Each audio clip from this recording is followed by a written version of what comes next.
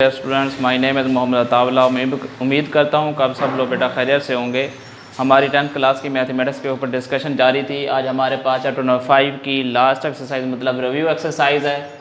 उसका question number 2 है। उसने पूछा है डिफाइन सबसेट। इसका फर्स्ट लेक्चर के अंदर जब इंट्रोडक्शन कराया था, मैंने आपको इसका व्यू दिया था, तो आपने उसने डेफिनेशन पूछी है, साथ एग्जाम्पल पूछी है। तो आपने कहना है A is said to be a subset of a set B denoted by, ये सबसेट का साइन है A subset B, if and only if, यानी ए का हर एलिमेंट, ईच एलिमेंट किसका एलिमेंट होना चाहिए, is an element of B, यानी ए का हर एलिमेंट सेट बी के अंदर गिवन होना चाहिए। एग्जांपल है ए 1 2 3 एंड 1 2 3 4 5। देखें ए के 1 2 3 सारे के सारे एलिमेंट्स इस बी के अंदर आपके सारे देखें गिवन है यहाँ पे।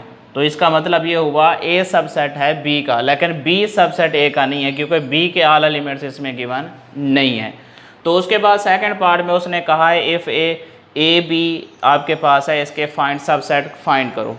क्वेश्चन इसके पार्ट नंबर 2 के अंदर। तो इसको हमने लेट किया, यानी किसी सेट के नाम दिया है ए इज इक्वल टू ये।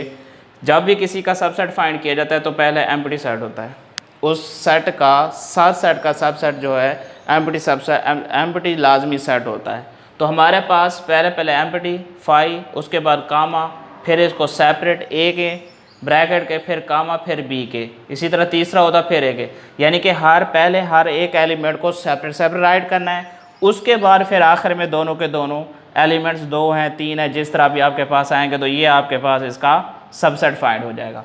उसके बाद तीसरे पार्ट में show A intersection B Venn diagram when A subset हो बी का, यानी ए के एलिमेंट्स बी में गिवन होने चाहिए। तो हमारे पास ये मैंने बताया था कि आपके पास यानी 4 व्यू और 4 मेथड आपको बताए थे वेन डायग्राम के, ठीक है ना। तो हम जब तकरीबन 5.3 क्वेश्चन नंबर लास्ट उसका पढ़ रहे थे, उसके में बताया था। तो यू यूनिवर्सल सेट, तो आप देखें ए इंटरसेक्शन बी है, तो मतलब क्या हुआ कि जब हम इसको सॉल्व करेंगे, ये जर्नल है, कोई हम एग्जांपल दें तो अगर हमारे पास यानी अगर हम A intersection B let's suppose find करना चाहते हैं, ठीक है ना, तो ए इंटरसेक्शन बी, तो हमारे पास अगर ए के 1 2 3 हूँ, इंटरसेक्शन आपके पास 2 3 4 हूँ, तो आपके पास इसका आंसर जो आएगा वो आएगा आपके पास 2 एंड 3। ये किसके एलिमेंट बचेंगे, ये आपके पास ए के एलिमेंट बचेंगे।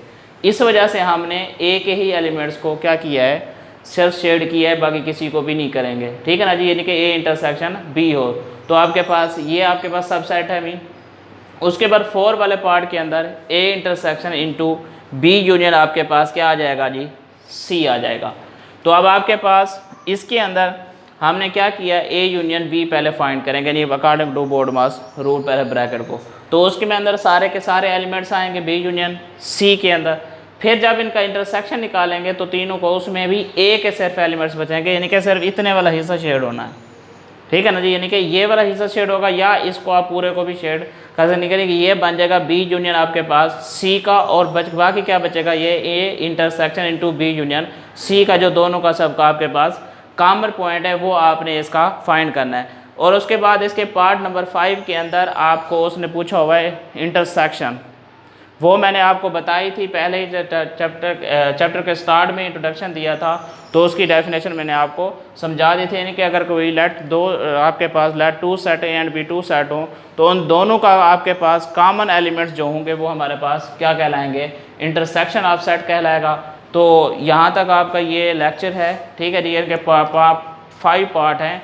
तो मैं उम्मीद करता हूँ आप सबको ये क्वेश्चन समझ आए होंगे। अपना ख्याल रखिएगा। अल्लाह हाफिज़।